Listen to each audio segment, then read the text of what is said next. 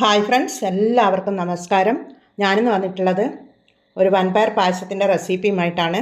കർക്കിടക വാവ് സമയത്ത് ഉണ്ടാക്കിയെടുക്കാവുന്ന നല്ലൊരു വൻപയർ പായസമാണിത്.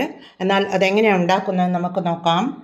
കർക്കിടക മാസം സ്പെഷ്യലായിട്ടുള്ള കർക്കിടക വാവിന് നമ്മൾ വൻപയർ പായസം ഉണ്ടാക്കുമല്ലോ, അതിനുവേണ്ടി 1/2 കപ്പ് വൻപയറാണ് ഇത് എടുത്തിട്ടുള്ളത്. ഇതാണ് വൻപയർ. ഇത് നമുക്കൊരു ബൗളിലേക്ക് ഇട്ട് കൊടുത്ത് നല്ലതുപോലെ കഴുകിയെടുത്ത് കുക്കറിൽ വേവിച്ചെടുക്കണം. ഇത് കുതിർത്ത് വെക്കേണ്ട ആവശ്യമൊന്നുമില്ല. ഒരു 5-6 വിസിലിന് ഇത് വെന്ത് കിട്ടും. വൻപയർ ഇവിടെ നല്ലതുപോലെ വെന്ത് കിട്ടിയിട്ടുണ്ട്. ഇതാ നല്ലതുപോലെ വെന്ത് വന്നിട്ടുണ്ട്. ഇതേപോലെ വെന്ത് വരണം. ഒരു 5-6 വിസിലിന് ഇത് വെന്ത് കിട്ടിയിട്ടുണ്ട്. സോക്ക് ചെയ്ത് കഴിഞ്ഞാൽ എളുപ്പത്തിൽ വെന്ത് കിട്ടും. ഇതിനി നമുക്ക് വേറൊരു പാനിലേക്ക് ഇട്ട് കൊടുക്കാം.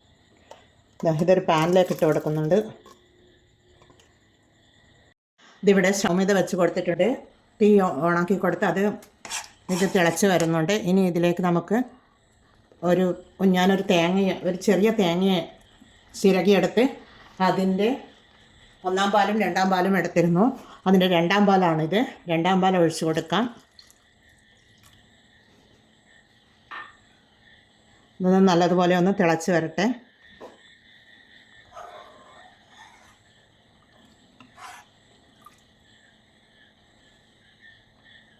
ഇതിവിടെ നല്ലതുപോലെ തിളച്ച് വരുന്നുണ്ട്. ഇനി ഇതിലേക്ക് നമുക്ക് ഒരു 1/2 കപ്പ് വെള്ളമാണ്. വെള്ളത്തിൻ്റെ പൊടി ഇട്ട് കൊടുക്കാം. ശർക്കരപ്പൊടി, കല്ലുമണ്ണമില്ലാത്ത പ്യുറായിട്ടുള്ള ശർക്കരപ്പൊടിയാണ്. അത് ഇട്ട് കൊടുത്ത് ഒന്ന് ഇളക്കി കൊടുക്കാം. കർക്കിടക വാവ് സമയത്ത് നമ്മൾ 2-3 തരം പായസം ഉണ്ടാക്കുമല്ലോ. അതിൽ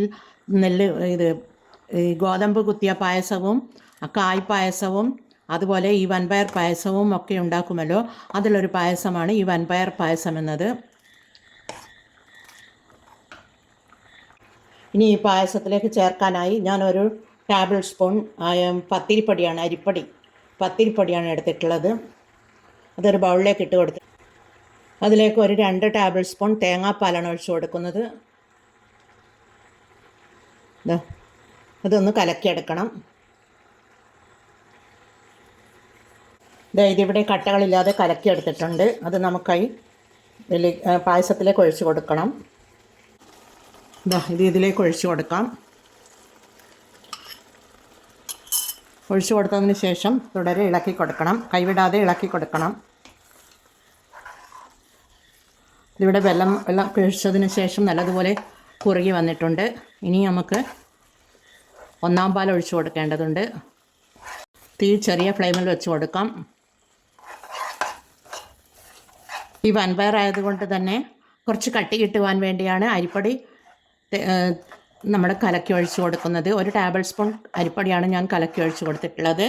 ഇനി നമുക്ക് ഒരു 3/4 കപ്പ് 1-ാം പാലാണ്. അത് ഒഴിച്ച് കൊടുക്കാം. കട്ടി തേങ്ങാപ്പാലാണ്.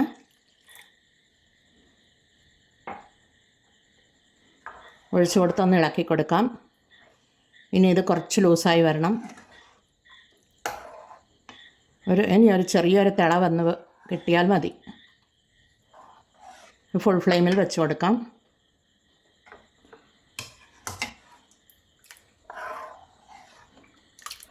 അരിപ്പൊടി കലക്കി ഒഴിച്ചത് കൊണ്ട് തന്നെ പായസത്തിന് കുറച്ച് കട്ടി കിട്ടിയിട്ടുണ്ട്.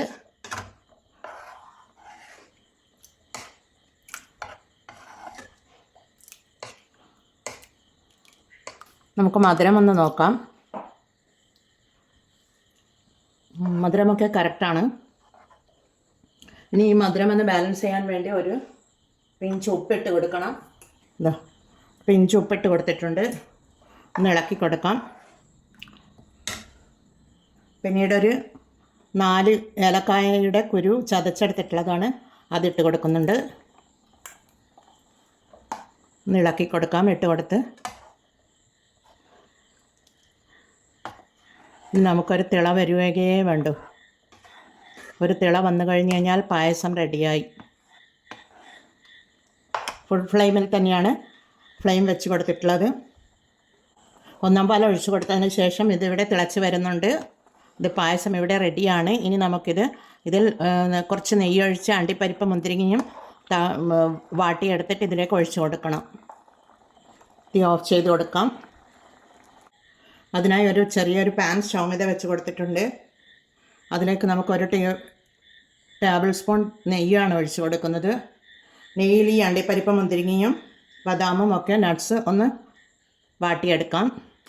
ഇത് അണ്ടിപ്പരിപ്പും മുന്തിരിങ്ങയും കുറച്ച് ബദാമുമാണ് നട്ട്സ് കട്ട് ചെയ്തിട്ടുള്ളതാണ്. ഇതെല്ലാം നമുക്ക് ഇതിലേക്ക് ഇട്ട് കൊടുക്കാം.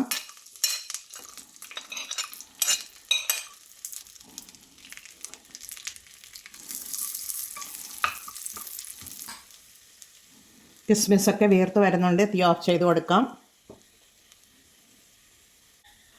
ഇത് ഈ പായസത്തിലേക്ക് ഒഴിച്ചു കൊടുക്കാം.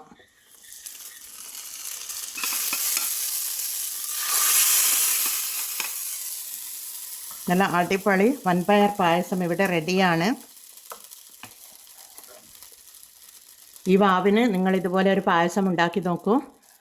നല്ല ടേസ്റ്റാണ് കഴിക്കുവാനും. അടിപൊളി ടേസ്റ്റോട് കൂടിയിട്ടുള്ള വൻപയർ പായസം ഇവിടെ റെഡിയാണ്. നിങ്ങളെല്ലാവരും ഇത് ഒന്ന് ട്രൈ ചെയ്ത് നോക്കണേ. ട്രൈ ചെയ്ത് നോക്കി ഫീഡ്ബാക്ക് അറിയിക്കണേ. കമൻറ്റും സബ്സ്ക്രൈബും ചെയ്ത് സപ്പോർട്ട് ചെയ്യണേ. നമുക്കെന്നാൽ ഇതൊരു സർവിങ് പ്ലേറ്റിലേക്ക് മാറ്റാം. ഞാനിതൊരു സർവിങ് ബൗളിലേക്ക് മാറ്റിയെടുത്തിട്ടുണ്ട്. എന്നാൽ എല്ലാവരും ഇതുപോലെ ട്രൈ ചെയ്ത് നോക്കി ഫീഡ്ബാക്ക് അറിയിക്കണേ. കമൻറ്റും സബ്സ്ക്രൈബും ചെയ്ത് സപ്പോർട്ട് ചെയ്യണേ. അടുത്തൊരു വീഡിയോയുമായി വരുന്നത് വരെ എല്ലാവർക്കും താങ്ക് യു ഫോർ വാച്ചിങ്.